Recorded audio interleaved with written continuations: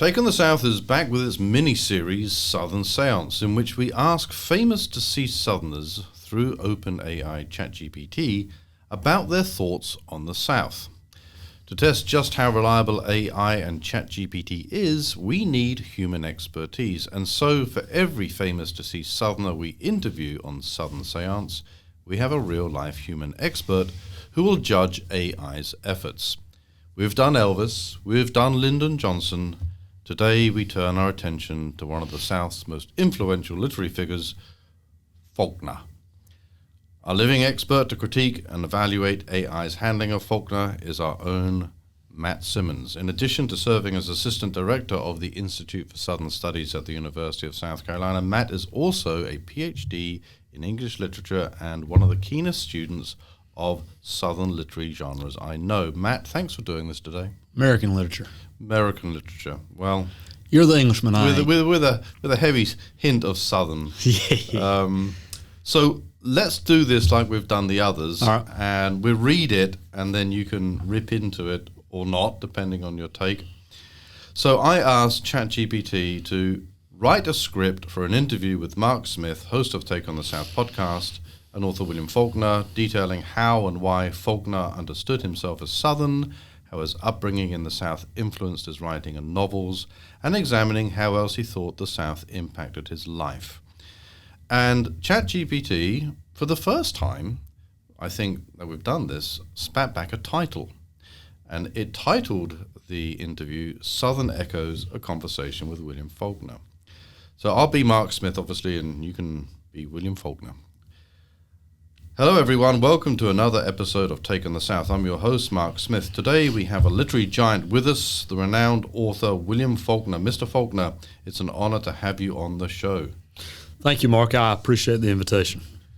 Let's start by delving into your connection with the South. How did you understand yourself as a Southern man, and what aspects of your upbringing shaped that identity? Well, Mark, I was born in New Albany, Mississippi, and spent much of my life in the South. The landscape, the people, the history, they all became a part of who I am. I felt a deep connection to the traditions and complexities of the region, and believed it seeped into my writing, influencing the way I perceive the world. Your novels are celebrated for capturing the essence of the South. How did your upbringing in the region influence your writing and the themes in your novels? The South is a place of contradictions, of beauty and tragedy. My experiences growing up in Mississippi exposed me to the complexities of race, class, and family dynamics.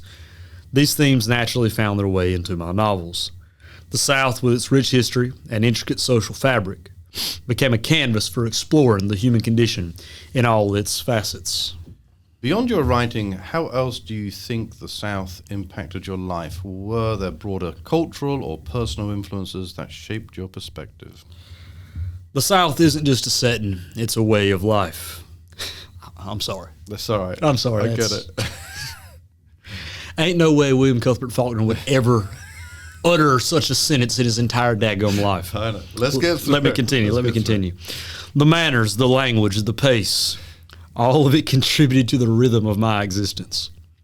The slow, deliberate pace of the South allowed for a deeper contemplation of life's complexities.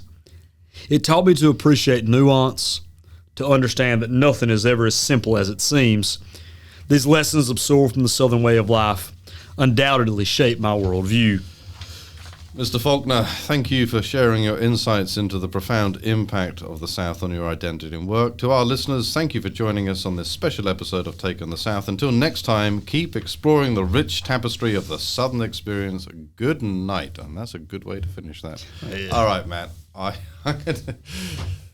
I would say, and then I'm going to let you take it, I would say this is probably the weakest AI response we've had. I don't think that the ones on Elvis or Lyndon Johnson were great, but at least they had something to cotton onto. This one seems really thin. Is that a fair? Oh no, it's as thin as gruel. I mean, there's nothing here. I mean, I'll say some things about how there's nothing that, other than my laughing at that one egregiously bad sentence and this idea of the pace, and I'll actually show you a example of Faulkner's pacing here in a minute. Good. basically what this did, what the machine did, and the machine did what you asked it to do, which is the thing that a lot of people don't understand about generative artificial intelligence, generative AI. The machine doesn't know what you want. The machine only knows what you ask it to do. So you asked the machine to, what did you say? What does it say here? How Faulkner understood himself as a Southerner, how his upbringing in the South influences writing his novels. Examine how else he thought the South impacted his life. So what someone writing that is reasonably going to think is that the machine, because we've all heard the magic of these things, is going to produce this, if AI is as powerful as we say it is, it's going to produce this wonderfully nuanced thing, right? It's not. Because here's the brass tacks on this. These generative AIs, they need to protect and make efficiencies with computing resources. And it can't go into lots and lots and lots and lots of depth here. One, because you're just using the free version of this, number one. Right. It's not going to prioritize this. Right. What it's doing in this situation is it's saying, okay, who's William Faulkner, what you want to know? And it's basically just looking at the most basic sort of features. And it's getting a few things right. Yes, Faulkner is concerned with the complexities of race, class, and family dynamics. So essentially what it found was this idea of, here's this idea, here's this basic theme of the South, of Faulkner, this basic sort of set of Faulknerian themes. And I'm not going to explore them at all, the machine is thinking, because the machine it's prioritizing its compute resources. And it's saying, okay, so here's what we do. I'm going to give you just this basic level of this, because that's all you've asked for. Now, interestingly, I guarantee you, I've actually used generative AI in my classes before. And when you get a really weak answer like this, you tell the machine it's a bad answer. And then it goes and it gives you a more robust answer. And after 4 or 5 iterations of this, you actually then begin to approach something that is, at least when I've done generative AI in my classes before, and we're looking at like some sort of factual, sort of historical based sort of idea here, produces something not good, but at least something serviceable. I don't know that it could do it with this because, one, I don't know what corpus has been fed into it. If Faulkner's corpus has been fed into it, I don't know if it has because of copyright issues and what OpenAI is able to actually purchase here. I've done some work with big data analysis of natural language. And what it can notice certain sort of patterns of certain semantic markers. How many adverbs get used? What sort of what are sort of patterns of speech that show up over and over again, and it can be programmed. It can be taught that certain patterns of speech indicate certain sort of thematic ideas. So maybe it could do that, but I don't know if it's been fed the Faulknerian corpus. And even then, I don't know if it would be able to sort of parse the Faulknerian corpus, because it's the very nature of the Faulknerian corpus is the complexity of the sentence structure and all those kind of things. So that's there. I don't know if it's been fed anything about Faulkner's life. Everything it's saying about the South here, I would say is, what does it say? All these things about my experiences growing up in Mississippi. Is it Faulkner's experiences growing up in Mississippi, or is it Faulkner's being the great-grandson of the old colonel, the grandson of the young colonel, and the son of Murray Faulkner, who's a failure, right? How do those levels of the men behind him lead to this? And how is Faulkner, in some ways, not so much operating in the shadow of the South, qua the South, or Mississippi on the whole? In some ways, he's operating directly in the shadow of the previous 3 generations of men behind him. He's operating under the shadows of women in his life, like his mama and his grandma, like Mammy Caroline Barr, who was the woman who had been enslaved unto his ancestors before the war, and then lived a very long life, and was Faulkner's nursemaid, actually the nursemaid of Faulkner's daughter. She lived until the 1930s, I think. She lived a very, very long life. She's this deep influence on him. So it's this thing where the machine is saying, okay, Faulkner's the great Southern writer. So I'm just going to lean into the basic ideas of the South, these sort of surface level ideas of South that I can quickly find and put them together, because that is what this person has asked me to do. But to say Faulkner is influenced by the South is really missing the point. Okay. Faulkner's not really influenced by the South, I would argue. Faulkner is influenced by his own family history, which itself is a story of the South. And we get nothing of that. We get nothing of that. We get nothing of that. Now, again, if you tell the generative AI that's a bad, this is a bad response a few times, maybe it does start to get into that. Or maybe we go and rewrite this more, right? And ask about family. And we start asking about family. Right. Because, again, the machine can only do what you ask it to do. Right. The machine can't make those connections. The story of, Faulkner's Southern story that he's telling is a story of his family, or it's a story shaped by his family. The way I talk to my students about Faulkner is that there's these concentric circles. There's when Faulkner's writing, he's writing with a worldview shaped by himself as a man within a family context, which is in a regional context, North Mississippi, which is in a larger context, Mississippi, which is in an even larger context, the South, which is even a larger context, America, which is even in a larger context, the West, which is even in a larger context, modernity, which is even in a larger context, all of history, which is in a larger context, the sort of realities of all universal human experience. Faulkner is writing from absolute specificity, right? The machine doesn't know you're trying to get to that, which is what I think someone's saying. If William Faulkner is actually sitting across from you, these are the things you would expect him to say. But the machine can't do that. The machine can't know you're doing that because the machine's not William Faulkner. So it sounds to me that there are two things going on here. First of all is the resource question, right? It just might not There is have a the technical resource. aspect that a lot of people that think about AI are not thinking about, which is there's an old canard amongst tech people. There is no such thing as the cloud. There is only someone else's computer. Okay. Right? So there are computers running. So ChatGPT, all this generative AI, is just a computer sitting somewhere else. Right. And that computer has finite resources. And that computer is hooked to other computers that have finite resources. And there are computer programs and things that are constantly having to make decisions about where to shift the resources in what direction for these efficiencies of resources. And so there's that limitation, especially on the free version of this, which is what you're using. Yeah, I wonder what the paid version would do. That'd be interesting. It would be interesting. It is a stronger model. So the free version is GPT 3.5. The stronger model is GPT-4. The paid version is GPT-4, right? But even then, you're limited to a certain number of queries. Even with the paid version, you have a limited number of queries that you can make within a certain amount of time to, again, maximize the efficiencies of these resources because it is so massively compute intensive. And there's also the limitations of what has been fed into the machine. Right. And if those people setting the machine up, they don't think anybody's going to, if you want to know about Faulkner, we've just fed the Wikipedia page about Faulkner in here. Yeah. Right? That's all it has. Right. I mean, I don't know. It might have more than that. It might, have been fed, Cleanth Brooks's, in the Yakima country, right? Who knows what else has been fed, but it might not have. All it can take, and the machine, at least right now, can't actually interpret, this. Hey, do we have a way of finding out what it has been fed? Could I ask that? Well, no, you can't. Okay. You can't. If you ask it, it can't tell you. Huh. It can. I've done this in my classes before. I've said where I've asked it to, write a sort of sample essay. Because what I do in my classes is I know students were going to use this thing to cheat. Students had used it to cheat, so I just said I'm going to force you to use it so you can't cheat. Very clever. So we use it in class. We force the machine. We all together come up with an essay. We make the machine write it. And then I require my students to take that and to assess all the weaknesses in it, and then from that rebuild an entire new essay, right?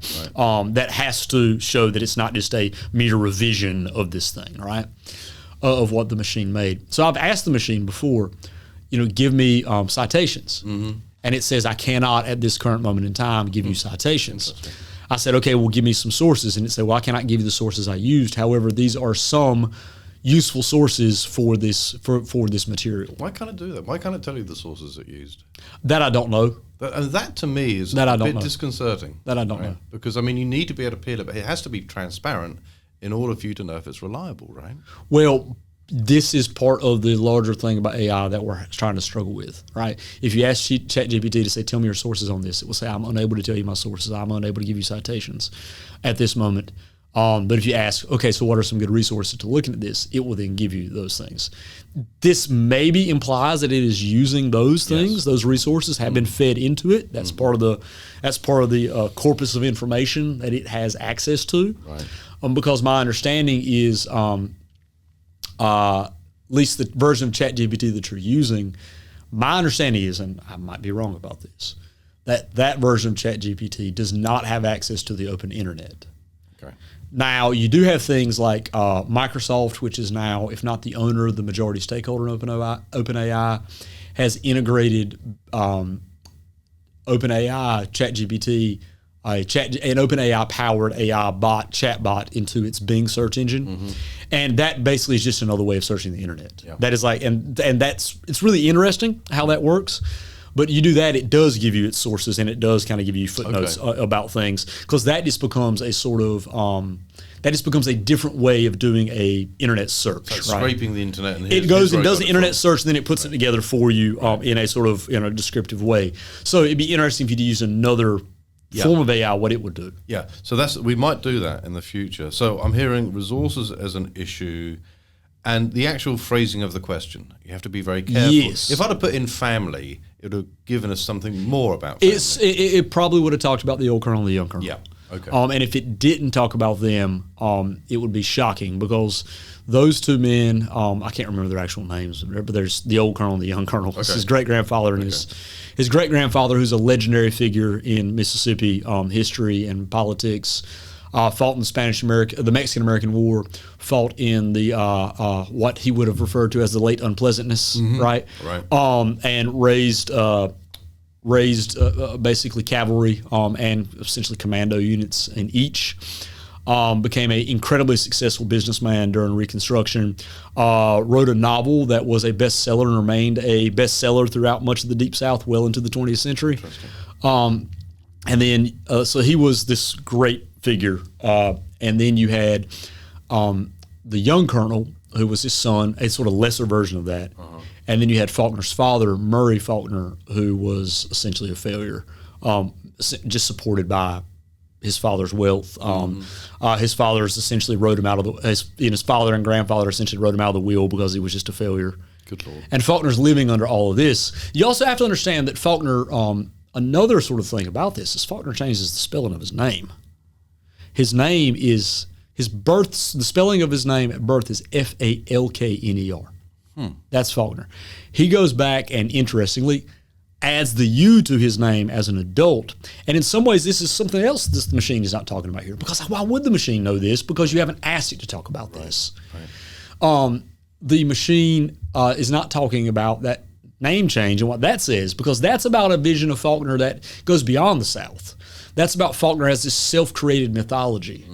Because in changing his name, he is connecting himself to something deeper than the South. He's connecting himself back to the older Norman spelling of the name. The Faulkners were an Anglo-Norman family. So he goes back to this older Norman spelling of the name, which had fallen out, over the course of the last, intervening 700-800 years. He goes back to the older Anglo-Norman spelling when he's trying to create a mythology of himself. And Faulkner is so self-created in his own sort of mythologies, his own mythos. There's all these just insane stories. He lied to everyone. He really wanted to fight in the Great War, but he was a very short man, 5'3", 5'4", something like that. It was a very small statured man. And the United States military wouldn't accept him. But of course, the royal military, His Majesty's military, would have accepted a short man because, as you know, that y'all were losing a whole lot of fellas, right? So he went to Canada when Canada was not an independent country. It was a dominion of the United Kingdom. He went up there and joined the RAF in Toronto. And, of course, 11/11/18 happened before he finished his training. But he stayed in Toronto for a while anyway, and he came back, and a bunch of men came back with shell shock and all these things. And Faulkner, we'd call it now stolen valor, right? He basically buys a lot of medals off a lot of veterans who are shell shocked and all these things. and puts him on his chest with his uniform and goes back and lies to everyone for a while. Does he really? Pretending he did all these combat missions and he knew how to fly a plane. Kind of guy this guy was. He's also someone. Yeah. I mean, in the 1950s, he's in Charlottesville as the writer in residence at Mr. Jefferson's University. Not ever call it UVA to any of those people. They'll get angry with you. That's right. And he put on his top hat and his red jacket and his what do you call the riding breeches with the leather patches, the joppers or whatever? Joppers, yeah, joppers. Yeah. And went out and rode to the hounds and went fox hunting, in the Shenandoah Valley, as if he's some English lord, right? Of course he did. This is how the guy is. Right. This is who the guy is. Yeah. He's always inventing himself. His greatest creation is William Cuthbert Faulkner. Yeah. But he's doing that under the aegis of, and under the influence of, and under the legends, the mythos of his family, and via his family, Mississippi, and via Mississippi, the South. He's a Southern writer, but before that, he's a Mississippi writer. And before that, he is a North Mississippi writer. He ain't writing about down around Biloxi. He's writing about Yoknapatawpha County, which is his fictional reimagining of Lafayette County. That's what he's writing about. So it seems to me, Matt, I mean, for us to get ChatGPT AI to give this kind of answer with this level of detail, this level of nuance and knowledge, would require a question that would be so long and so detailed that you might as well do the research yourself. Correct. And this is actually getting to something really important, Mark. This is getting to something really important about understanding what generative AI and is not. Mm-hmm. People hear about it on the news. People post stuff on Facebook or Instagram or whatever about this. You have all these. There was a commercial a year or so ago, 9 months ago, about some internet ISPs like super high speed internet, Xfinity or Spectrum or something. And in there were a group of middle school age boys in the commercial over there at the coffee machine. They were all going to work with their parents there at the ISP, and they were all saying, "Oh yeah, mom and dad are, my mom and your dad are making the, making this internet so much faster, so AI can do our homework for us even more quickly." And that's what people think about generative AI. They think it's this thing to do our homework. Right. If that's what we make it into, we're going to be a race of idiots because it cannot do nuance. What it does and does very well is create basic templates of broadly factual information that can be used as jumping off points for larger things. If you are a new middle school teacher and you have no idea how to write a lesson plan for your 8th grade science class, and you ask ChatGPT, you ask generative AI, "Hey, write me a lesson plan to teach 8th graders about electron shells." It can give you a basic thing like that. Then you come and you fill in the details. Right. If you're in business and you say, "I have to do a PowerPoint presentation delivering, about the sales results, and here's what our sales results were last year. They were not as good as I thought they would be. I have no skill in rhetoric. I'm very, untrained with this. I'm very unsure of myself."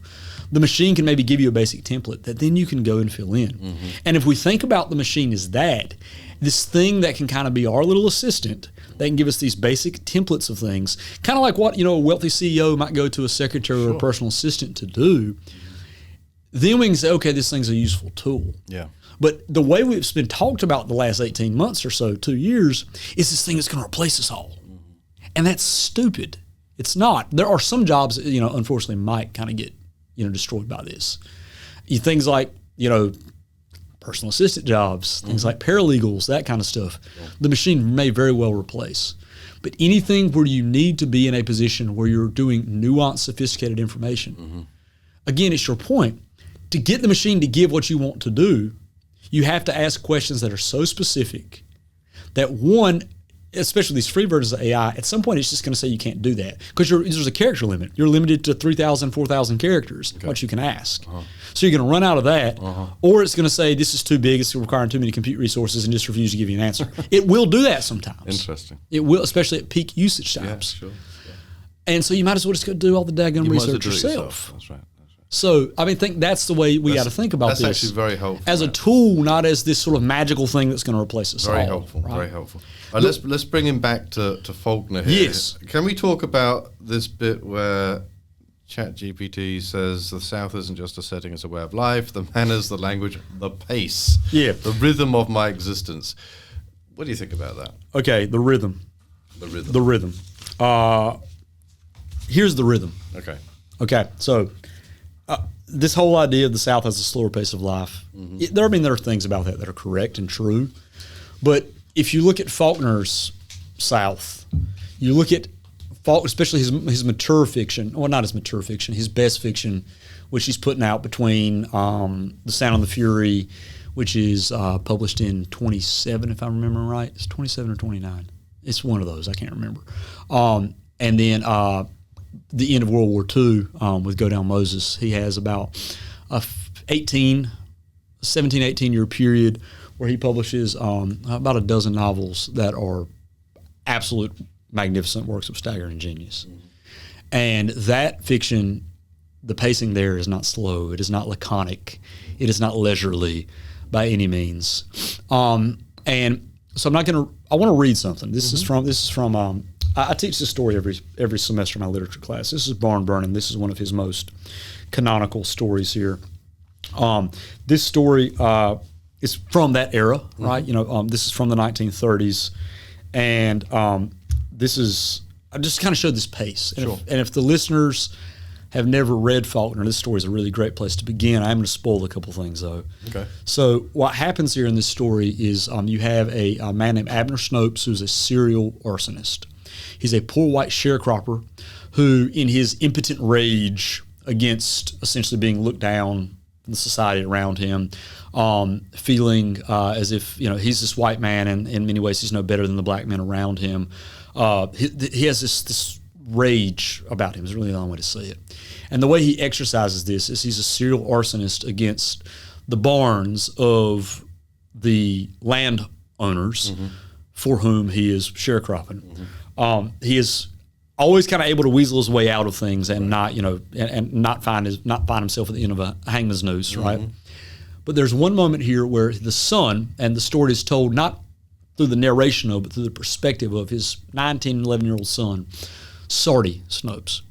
And Sardi is so upset and angry that his father's going to go burn another place down that is owned by a guy named Major Despain. And Sardi, in his 10-year-old naivete, thinks if he runs and tells Major Despain that his daddy's going to go burn the barn, that Major Despain will capture his father, stop his father, and then basically make his father not be naughty anymore. This is a 10-year-old boy's naivete. Right. And this is the sort of key moment here. So Sardi has just told Major Despain, hey, Daddy's going to go, Pap, as he calls him, is going to go burn your barn down. And this is the pacing. This is the pacing here. Yep. Behind him, the white man was shouting, "My horse, fetch my horse." And he thought for an instant of cutting across the park and climbing the fence into the road, but he did not know the park nor how high the vine-masked fence might be, and he dared not risk it. So he ran on down the drive, blood and breath roaring. Presently, he was in the road again, though he could not see it. He could not hear either.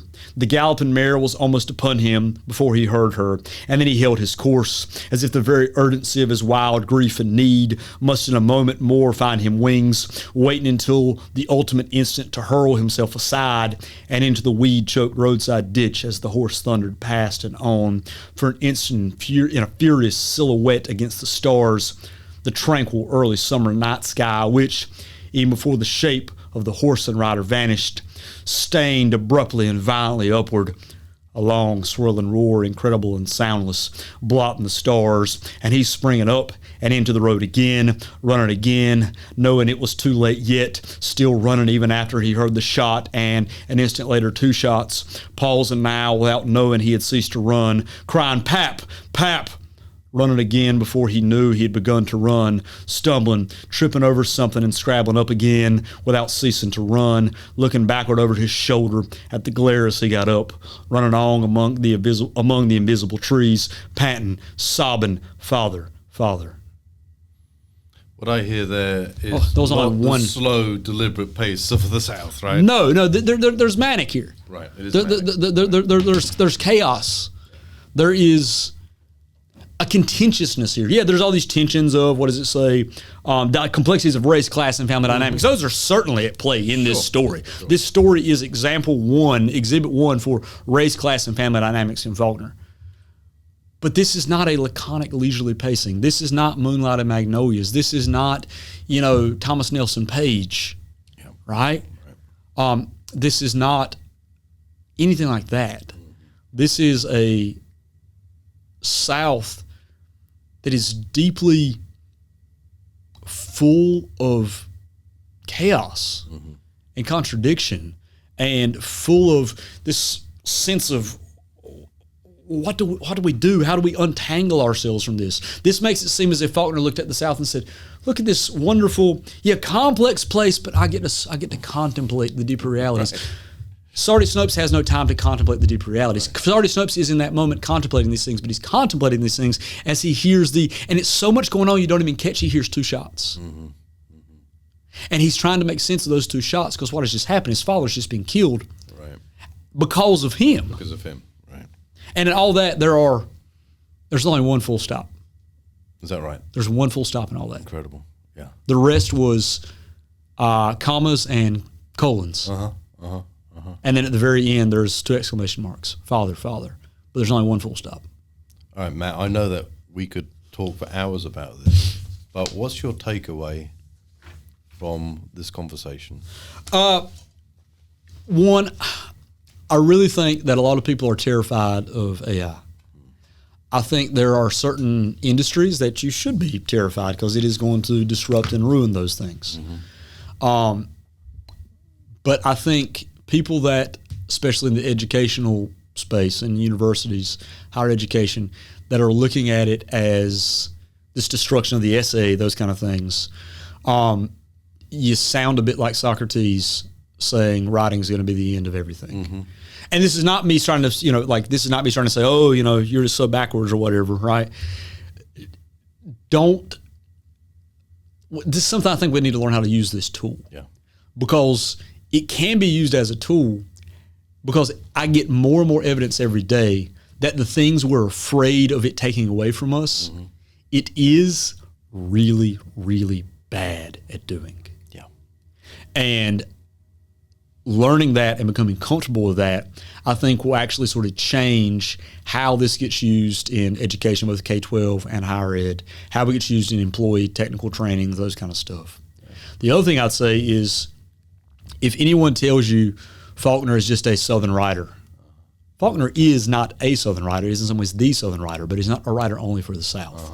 Faulkner is a writer of the South the way Dostoevsky is a writer of Russia, the way Shakespeare is a writer of England. They are of these places, but they are not for these places. And I think the machine makes it seem as if Faulkner's just going to give you the contemplation of the leisurely sort of aspects of the South and race and class in the South and all that. Faulkner's going to force you to ask what it means to be human, the way the great writers, the way, Jane Austen does. You want to know my takeaway from all this? That you should read Faulkner again, because I know you hated Absalom when you read it 20-odd years ago. Well, that's one of the takeaways. But my bigger takeaway is, if you want to know about Faulkner, don't go to ChatGPT. Take Matt Simmons' class. Yeah. Please do that. Matt, thanks so much. Yeah, thank you, Mark.